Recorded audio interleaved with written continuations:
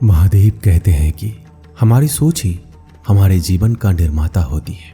यदि आप विफलता पर ध्यान नहीं देंगे तो आपको सफलता कभी नहीं मिलेगी। सही दिशा का ज्ञान ना हो तो उगता सूर्य भी डूबता हुआ प्रतीत होता है।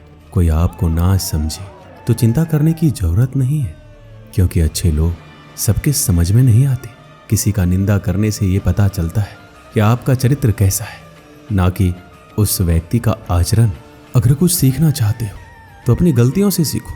सफलता हासिल करने के लिए सिर्फ अपनी मेहनत पर विश्वास करना चाहिए। बाकी तकदीर तो जुए में आजमाई जाती है। दूसरों की शिकायतें करने से अच्छा है हम खुद को बदल लें, तो हमारे जीवन में शांति आ जाएगी। क्योंकि हम पूरी दुनिया में तो कारपेट बिछा नहीं सकते, तो अच्छा है खुद के पैरों में चप्पल पहन ले। मेहनत करेंगे तो कुछ ना कुछ फल तो मिलेगा ही। विश्वास रखिए, अगर फल नहीं भी मिला तो तजुर्बा तो मिलेगा ही। इसलिए अपने लक्ष्य की ओर जोश और जुनून के साथ बढ़ते रहिए। महादेव कहते हैं कि वक्त को कुछ वक्त लगता है अपना वक्त बनाने में। अगर जिंदगी को समझना है तो अपने पिछले कदमों को देखो, और अगर जिंदगी को जीना चाहते हो तो आगे देखो। उड़ान भरते वक्त यहाँ हर परिंदा घायल तो होता ही है, मगर जो हारे नहीं और जो फिर से उड़ान भरे वही जीतता है। तरक्की की दौड़ में यहाँ उसी का जोर चलता है जो बनाकर रास्ता भीड़ में से निकल जाता है। जिंदगी में जितना हो सके अपने काम से काम रखो, नहीं तो लोग आपको अपने काम पर लगा देंगे। कार्य में एक छोटा सा बदलाव कभी कभी एक बड़ी सफलता का हिस्सा हो जाता है। जो लोग रातों को भी मेहनत करके कोशिश में लगा देते हैं, वही लोग अपने सपनों की चिंगारी को हवा देते हैं। जिनको अपने काम से प्यार होता है उनको फिर किसी और बात के लिए वक्त नहीं होता। जरूरी नहीं कि जिंदगी के हर सफर में हमें हम सफर मिले। कुछ सफर ऐसे भी होते हैं जो अकेले ही तय करने पड़ते हैं। शब्दों से ज्ञान हासिल किया जा सकता है, लेकिन उसका असली मतलब समझने के लिए अनुभव जरूरी है। जिंदगी में अगर कुछ जख्म मिले हैं तो क्या हुआ, वक्त को मरहम बनाओ और आगे बढ़ना सीखो। जब दुनिया से कुछ अलग करने की ठान ली हो तो दिल और दिमाग के बीच कसमकस होना लाजमी है। जब तक जिंदगी हमारे हाथ में है तब तक लड़ते रहो, हारो मत। मौत के आने से पहले जिंदगी को जीना सीख लो। हर काम को अंजाम तक पहुंचने के लिए काम की हदें पार होना जरूरी है। जिनकी मंजिल छत तक है उन्हें सीढ़ियों की जरूरत पड़ती है, लेकिन मुझे तो आसमान छूना है, तो मुझे रास्ता भी खुद ही बनाना होगा।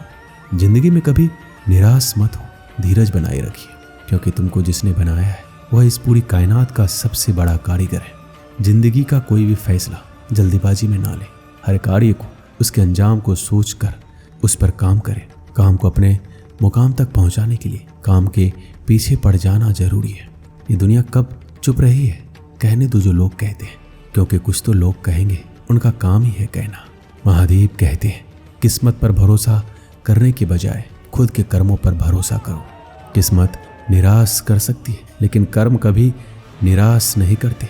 हमेशा सफल व्यक्तियों की सफलता को बारीकी से देखो और अपनी गलतियों को पकड़ो, तुम्हें भी सफलता मिल जाएगी। जीतना तय हो तब तो बुज़दिल भी लड़ जाते हैं, लेकिन हार सामने हो फिर भी जंग ना छोड़ी जाए वही शूरवीर कहलाते हैं। सफलता की मंजिल तक पहुंचने के लिए असफलता की सीढ़ियों को तो चढ़ना ही पड़ेगा। जिंदगी में अगर ठोकर मिले तो क्या हो, ठोकर से है इंसान संभल कर चलना सीखता है। जिंदगी में तरक्की चाहते हो, आगे बढ़ना चाहते हो, तो अपना हर आने वाला कदम तुम्हारे पिछले कदम से बेहतरीन हो, उसका ध्यान रखो। ये मंजिलें भी बड़ी जिद्दी होती है, हमारे हर हौसले को आजमाती है, आंखों से सपनों के पर्दों को हटाती है, तब जाकर मंजिलें हासिल होती है। अगर जिंदगी में निडर बनना है तो हर रोज कुछ ऐसा करो जिससे आपको डर लगता है। कई बार एक सामर्थ्यवान व्यक्ति के पीछे उनके कई और साथी भी शामिल होते हैं, क्योंकि एक अकेला आदमी कभी भी दुनिया नहीं बदल सकता। एक दिन की बात है, एक किसान अपने खेत के पास स्थित अनाज की कोठी में काम कर रहा था। काम के दौरान उसकी घड़ी कहीं खो गई। वह घड़ी उसके पिता द्वारा उसे उपहार में दी गई थी, इस कारण उससे उसका भावनात्मक लगाव था। उसने उस घड़ी को ढूंढने की बहुत कोशिश की, कोठी का हर कोना छान मारा, लेकिन घड़ी नहीं मिली। हताश होकर वह कोठी से बाहर आ गया। वहाँ उसने देखा कि कुछ बच्चे खेल रहे हैं। उसने बच्चों को पास बुलाकर कहा कि जो घड़ी ढूंढेगा उसे इनाम दी जाएगी। इनाम के लालच में बच्चे तुरंत मान गए। कोठी के अंदर घड़ी ढूंढने में लग गए। इधर उधर यहाँ वहाँ हर जगह खोजने पर भी घड़ी नहीं मिली। बच्चे थक गए, उन्होंने हार मान ली। किसान ने अब घड़ी मिलने की आस खो दी। बच्चों के जाने के बाद वह कोठी में उदास बैठा था। तभी एक बच्चा वापस आया और किसान से बोला कि एक बार फिर से वह घड़ी ढूंढने की कोशिश करना चाहता है। किसान ने हामी भर दी। बच्चा कोठी के भीतर गया और कुछ ही देर में बाहर आ गया। उसके हाथ में किसान की घड़ी थी। जब किसान ने वह घड़ी देखी तो बहुत खुश हुआ।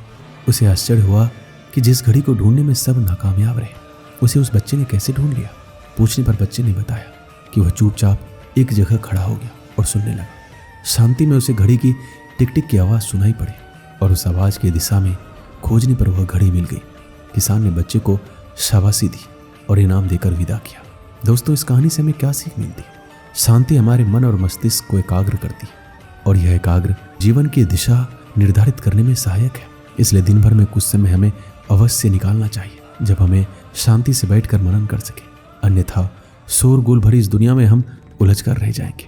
हम कभी ना खुद को जान पाएंगे, ना अपने मन को। बस दुनिया की भीड़ में चलते चले जाएंगे।